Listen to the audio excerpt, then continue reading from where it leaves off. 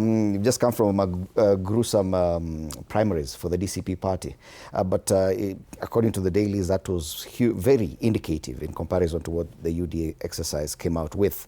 What is your feeling about, I know it's 2 months away, in July, the old Kalou by-election, but now because we're talking about Emurua Dikirr this week, what is your feeling about this exercise? So first and foremost, Fred, it was good to see that parties were able to give the citizens an opportunity to elect someone through the party primaries. That was very commendable. And so to say, I have been following up what is happening in Emurua Dikirr, and I am worried that the government is sensing defeat. And I want to tell you, there is a way you can take up a position, but you still sense defeat based on the number of people that have voted against you. Politics has a lot to do with perception, and that is why the government is putting a fight in this particular by-election so that they can have a narrative of that if this happens, then that can happen. So it shapes the narrative, and that is why you saw the government investing very heavily on Bere. And despite the fact that that particular election had a lot of questions and it is already in court right now as we speak, the government wanted to win the narrative or the perception that we won that election, so we are still in control. But in Kalou, things are quite different. I mean, you saw from the turnout, what I would call the turnout on both by-elections that were held in different days, both the UDA one that was held on Friday and the main election, which now the people of Kalou are saying that, the uchaguzi sio ya leo, uchaguzi ni ya kesho, because the government can already see the writing on the wall. The Kalou people are so much determined. I don't want to talk about it so much because you would regard me as biased because I'm a DCP member, but the writing is on the wall. The last time I was here before I went over, I told you, and I know, Fred, panapo majaliwa yake Mwenyezi Mungu, we will be with you here, and I will remind you that Kalou sio Mbere. And things are going to be tough for the government. It doesn't matter. I mean, Bere, they spent 600 million. We are ready for them to spend $1 billion in Kalou, but they will still lose it. Wow. They will lose that election. I don't know of Emurua Dikirr. I can say 50-50. And and as I told you, if DCP gets close to UDA, we are expecting to win that election. But even if UDA takes it, because you need to be optimistic in your thinking, and we are close to them, that means that there's a lot of dissent in their own backyard. Okay. A minute and a half for me. Yeah, I mean, very quickly. Number one is to call for tolerance. Because again, remember, we don't want, we saw what happened in Kaspool. I would not want a repeat of that. Every Kenyan deserves to have their democratic space, their democratic right to participate in a political discourse and go and vote for their representative.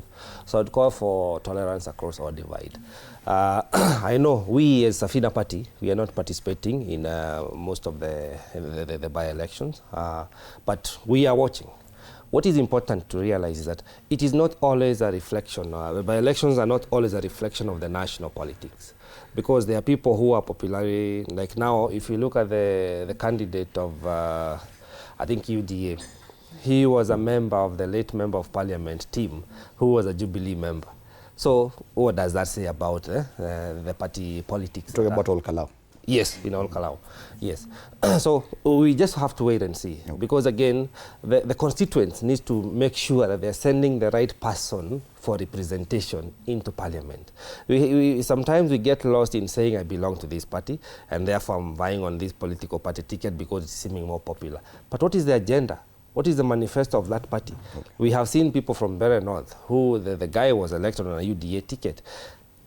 Millions of money were spent during that campaign season. Today you go to Mbere, save it for the rain, people would be starving of hunger. There is no water for irrigation, But a lot of money was spent during the campaign. How I wish that money had been diverted to do projects that would have impacted the livelihoods of that constituency. So I'm calling for tolerance, and I'm prevailing on each and every voter. Make a conscious decision on the person you're sending to represent you. Finally, Bonwadede. Thank you, Fred. I have two things that I look at from experience. I think, different from my brother, by-elections in Kenya are shaped by the national politics. This is my reasoning. Most and almost all by-elections in the country gets the top leadership of government and the opposition in that one constituency. And they never sell the agenda of those candidates. They sell the agenda of the national politics. You will go to by-election in Kalou and you will see William Ruto, Kindiki, and the entire government campaigning for their candidate of UDA. You will see Rigiji, Kalonzo, and the rest of the United Alternative Government campaigning for the candidate they believe is belong to them. But rarely will you find them discussing the issues that these gentlemen actually want to do for their constituencies. They will be discussing the national politics. And that is why every by-election becomes a contest about the coming election. It does not just remain me and Fred looking forward to represent our people on matters that our people want represented. So you will see that happening in Emurua, Dikirr, and whatever.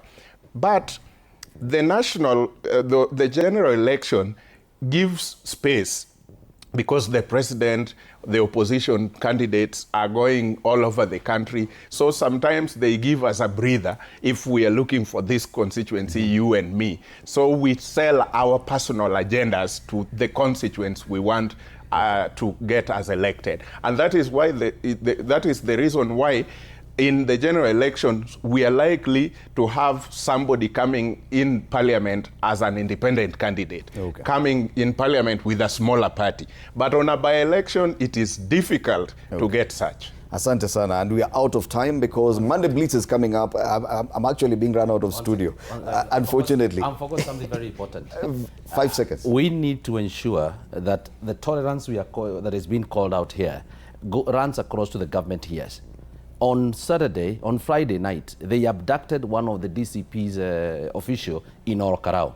They ended up dumping him in Narok the same night. So why are we becoming this intolerance? Why is the government not setting the pace? I mean, not being a good example. We have a government that is not tolerant, the government that is fearing defeat, and it is uncalled for. Yes. The by-election in Emurua, Dikirr, and 2 other wards will be happening. One in Elgeyo Marakwet and the other one, I think, in Samburu will be happening on Thursday this week. The other one for Kalou comes up 16th of July, but the campaigns are already up. The 2 parties in Kalou, UDA and DCP, carried out their party primaries this past weekend, and they're already making projections on that. Thank you so much, Ikwo Ambote, Josephat Kamanya, and Mesha Kodede, our panelists this morning, as we took a look at so many different things, the finance bill, the Africa Summit that's happening here in Nairobi, as well as matters by elections. Thank you so much. After the break, Monday Blitz coming up. Arsenal walifanya ile kitu, 5 points clear at the top of the EPL. Watu Arsenal leo wanavaa tu jazi. Ni vile hawajatoa, hata mimi yangu iko ndani, nikitoa hii utalewa, mambo ni tofauti. Akatela Macy, Fred Arocho, and the team will be here for that conversation. My name is Fred Indimuli. Good morning.